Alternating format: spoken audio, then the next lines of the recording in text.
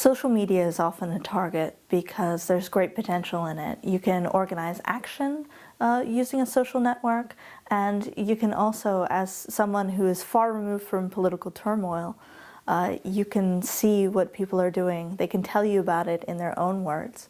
Now, there's also danger in social networks because it's a fantastic place for an authoritarian regime to find information on a lot of activists all at once, simply by coercing somebody, by torturing them for a password. So there's a lot of potential in social networks, but going forward, there needs to be an awareness that there are plenty of dangers.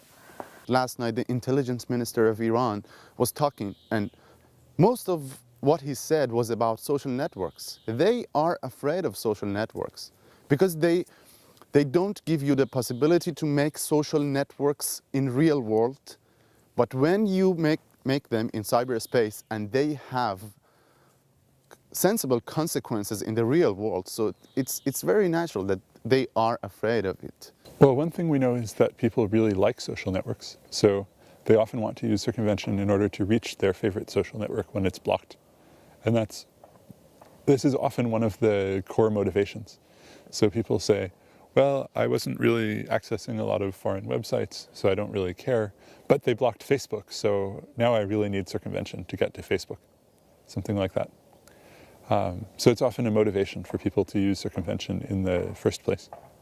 You know, it's not the internet, it's not Facebook, it's not Twitter that is overthrowing dictators in Middle East, but the internet changed the society, globalized the world, and this is the miracle of a generation that was supposed before as politically supine, but now toppled at least 2 dictators in less than 2 months. So this is the miracle of technology. Of course, the technology is so effective.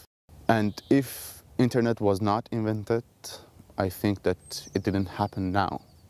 It would have taken much more time to raise this amount of awareness in a country that is full of tension. I don't like to call it a Twitter or Facebook or an online revolution. The leader of the revolution is not Mark Zuckerberg, but he's influential. The social network that he has made is very much influential, either for organizing people and also raising awareness among people.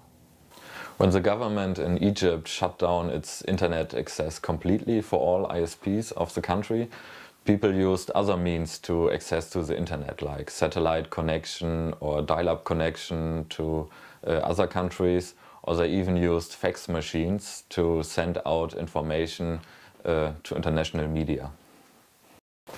Social networks like Twitter and Facebook are important tools for a revolution like the one that happened in Egypt, but they are still just tools.